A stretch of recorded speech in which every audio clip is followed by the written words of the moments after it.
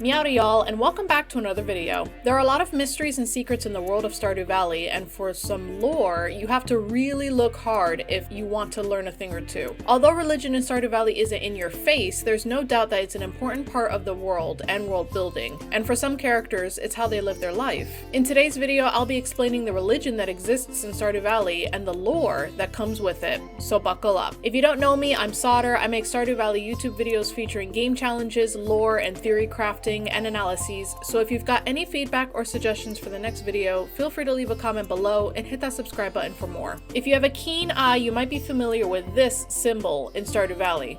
It appears in quite a few locations. This is a symbol for Yoba, a deity that is worshipped in Stardew Valley. There is a book in the museum's library titled Highlights from the Book of Yoba that we can read. It states, "Before time there was only the endless golden light. The light called out to itself, Yoba. Yoba wanted more. Yoba swirled the golden light into a vortex. Yoba swirled and swirled until a hole formed in the eye of the vortex. From this hole sprung a seed. Yoba smoothed the golden light. Yoba smoothed, and the light became soil. Into this soil, Yoba planted the seed. The seed sprouted, and behold, a vine sprung skyward, twisting and probing, casting a writhing shadow onto the golden void. After 11 days, the vine bore fruit. Yoba, with knowing wisdom, peeled the tough skin off the fruit and saw that the world was inside. And so, that is how the world came to be." Based on this reading, it feels as though Yoba is the deity for Mother Nature, or something along those lines, prioritizing the environment, life itself, and the creatures around us. With the game focused on farming, I can believe it. But let's take a look at that symbol again. It's actually based off of the Anglo-Saxon ear rune. There is an old English rune poem that's dated to the 8th or 9th century, which has 29 Anglo-Saxon runs. In the poem, the ear rune section says, "Ear is horrible to every night, when the corpse quickly begins to cool, and is laid in the bosom of the dark earth. Prosperity declines, happiness passes away, and covenants are broken." Jacob Grimm, an author, linguist, and folklorist, interpreted this poem as death personified, and connects this with the death-bringing god of war, Ares. Back to Stardew Valley. Can we connect Yoba to death and war, like Grimm suggested? We can see that on the Adventurer's Bundle, the symbol is a sword and shield, Yoba being on the shield. In Abigail's 14 Heart event, there is a monster's grave in the backwoods with the Yoba symbol on it. The gravestone decoration also features it. The symbol is also found on a plaque in Harvey's clinic, though this doesn't necessarily represent death, it could represent healing, faith, etc. When we investigate the plaque in his clinic, it says, "The sign of the vessel. It's here to comfort those who believe in Yoba." Okay, so although Yoba's symbol is associated a lot with death, I think based on the reading from the museum book and the description from Harvey's clinic's plaque, I think Yoba might be a deity that represents life and the cycle that comes with it. Birth, growth, decay, and death, all in one. In the arcade game Journey of the Prairie King, the tombstone power-up has that Yoba symbol upside down, and when you use it, you become an invulnerable zombie. A creature that is both dead and alive. Interesting. There is also a ring of Yoba that can be crafted that will occasionally shield the wearer from damage when worn. The protection of life is an important attribute of Yoba. Let's see what the people of Pelican Town think of Yoba. In Pierre's shop, there's a shrine of Yoba where we can see Kent, Jody, Evelyn, and George attending a Sunday service. I've always found it really weird that a place of worship would be located in someone's house through their shop. Caroline says to us, however, "It was the previous owners who built that altar room. We aren't religious, but we let the other townsfolk use it if they want." There are a few other characters that worship Yoba, but we never see them at the shrine. Emily, for example, believes in Yoba and even carries around a symbol of Yoba, which can be seen if you take her out to a movie that she dislikes. She'll state, "Yoba, please protect me from the dark energy of this movie." Krobus will tell you on Saturdays, "On Fridays I stay silent as a sign of devotion to Yoba." And true to his word, if you speak to him on a Friday, he will be silent. We even know that Alex's mother, Clara, left a letter saying, "Mama, if you're reading this, it means I've passed on. I'm so sorry you had to go through this. Know that I love you both. Don't be too upset. I'm with Yoba now. My final request, take care of Alex. He needs a family, something stable. He's a good kid. Love, Clara. This letter can be found in George and Evelyn's bedroom. If you unlock Pam's 9-heart event and you purchase the community upgrade from Robin, you can find her praying to a Yoba statue. She states that she loves the new house, but she hasn't been able to cut back on drinking, so she ordered the statue. We can respond with, "I'm glad you're feeling hopeful," or "Sorry Pam, but Yoba isn't real," which will give us negative 1,000 friendship points and prompt Pam to respond with, "What in the void is wrong with you?" It feels as though Yoba is a deity that provides great comfort for those in Pelican Town. The symbol is plastered pretty much anywhere that could give someone a little bit of hope, and a reminder that life is precious. Is it possible that there could be a darker side to Yoba if crossed or betrayed? In year 1, when the green rain happens for the first time, Pam will state, "It's a sign from the Almighty. We're doomed." And every year afterwards, she will say, "I think these rains are a show of force, a warning." You could say it's from nature, from Yoba, whatever you like, but that's what I think. What I mean is, we can't get too cocky, or else, instead of a green rain, maybe we'll have a blood red rain. See what I mean? During the green rain in the first year, the townspeople are in a panic and they gather in the saloon. The rain causes all TV channels to show green static, the jukebox in the saloon doesn't work, and the telephone cannot be used either. After we've experienced the green rain, we can see that although this was a scary and unknown phenomenon, nothing bad actually happens. The foliage and greenery expands and there's new bushes all around. Trees grow faster and there's an abundance of moss everywhere. There's even more seeds to be found. If this phenomenon was caused by Yoba, it seems like it's a way to spread life and give a little back to Mother Earth. Besides Caroline, who explicitly states, "We aren't religious," we also have Shane. Shane has 2 very distinct pieces of dialogue concerning Yoba. During his 6th event, Shane is laying face down at the edge of the cliffs, surrounded by beer cans. He feels miserable and he asks us why he shouldn't just roll off the cliff. We can choose to say one of 4 dialogues. "Because there's so much to live for. Jazz needs you. You're like a father to her. It would be a sin. The decision is your own.